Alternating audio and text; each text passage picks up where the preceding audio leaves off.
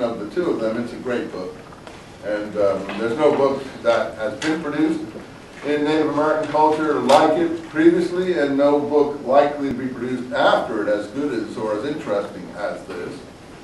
And in fact, many Native Americans, or Indians as they used to be called, or depending on how you want to refer to these things, which language you want to use. I'll keep it till 9:15 today because of our discussions held us back from moving ahead here, and I want to get moving a little bit quicker here.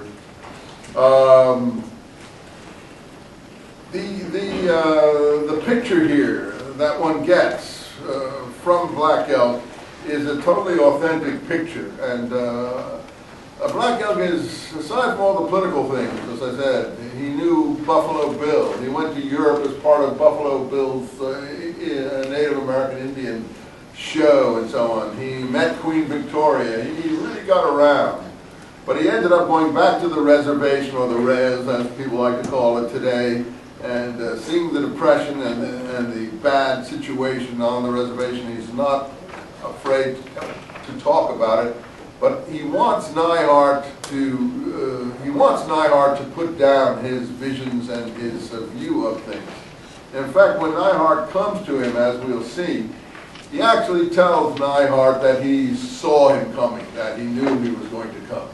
Something like Castaneda says, what's his name? What's the name of Castaneda's guru? What? Don Juan. I don't think Don Juan measures up to Black Elk as a guru, as a spiritual teacher. A few more words of Black Elk before we depart. The funny thing about Black Elk is, not only is he a shaman or a medicine man, and he claims, as I said, to be related to people like Crazy Horse, and he tells us all about Crazy Horse and also his funeral and so on. He is he's a choreographer. Today, if he were functioning in the big American world, he'd probably be in Hollywood, organizing, musicals in the Hollywood big screen. Because what he liked to do most of all was organize dances. He used to create and choreograph Indian or Native American dances. And he gives you all the dances that he choreographed and that he created. And he would create these dances out of his visions. He had these visions, and he talks about the earliest vision he has, which he has when he's about, I think he's about 10 years old. And it's a vision that he never forgets. At least he claims to have never forgotten it.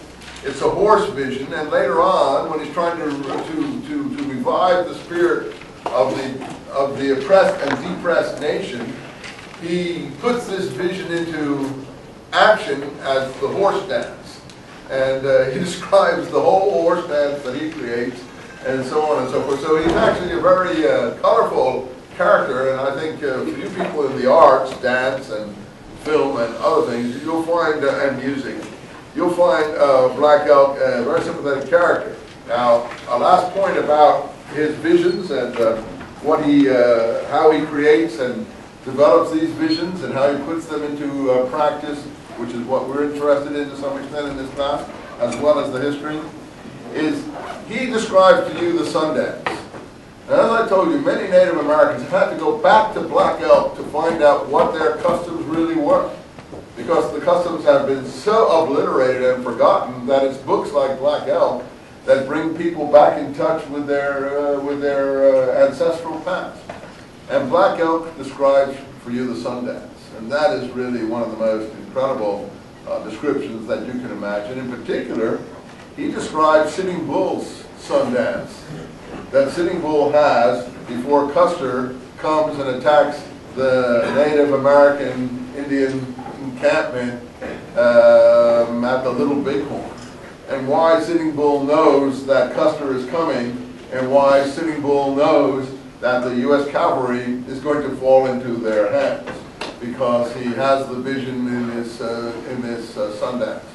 What is a Sundance? Anyone here know what a Sundance is? Well, you'll read about it, but what it involves is young Native American Indian people cutting the muscles under their chests and putting thongs through their chests, and then tying themselves to a pole, and like a maypole, and then circling around this maypole and leaning back on their thongs and continuing this excruciating process all day long in the sun, which is why it's called a sun dance, until ultimately they rip the muscles of their chest. And at that moment of excruciating pain, a vision is supposed to occur. And this is part of growing up, and this is what a lot of young Native Americans are still interested in doing today, and it's an incredible description. So I'm trying to encourage you to read this book. So you got the weekend, start reading this book, and I'm good on it. And anybody feeling that I have unwittingly harmed because of my openness, it was not my intention to hurt you.